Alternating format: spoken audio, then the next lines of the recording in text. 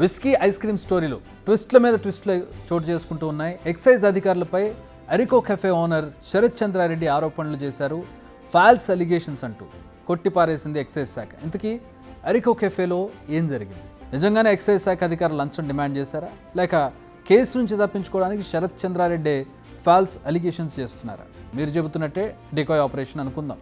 Decoy operation చేస్తే అంతమంది అధికారులు వెళ్లాల్సిన అవసరం ఉంటుంది. డికాయ్ అంటే ఏంటంటే నకిలీ కస్టమర్గా వెళ్తూ ఉంటారు. చాలా సాధారణంగా టాస్క్ ఫోర్స్ కానీ లేదంటే స్పెషల్ ఆపరేషన్స్ వాళ్ళు ఇవన్నీ చేస్తుంటారు. డికాయ్ ఆపరేషన్స్ చేయడం వల్ల అక్కడ సాధారణ కస్టమర్గా వెళ్ళడం లేదా సాధారణ క్లయింట్గా వెళ్తూ డ్రగ్స్కి సంబంధించిన వాళ్ళని కాంటాక్ట్ చేయడం, లేదంటే ఇలాంటి షాప్స్కి వెళ్ళి సాధారణ కస్టమర్గా వెళ్ళడం, వాళ్ళు అక్కడ ఏదైనా అమ్ముతుంటే దాన్ని రెడ్ హ్యాండెడ్గా పట్టుకోవడం. పైగా విస్కీ కలిపిన జెలాటో ఐస్ క్రీమ్ను డిస్ప్లే చేసే క్రమంలో వోడ్కా బాటిల్ను కూడా ఉంచారు.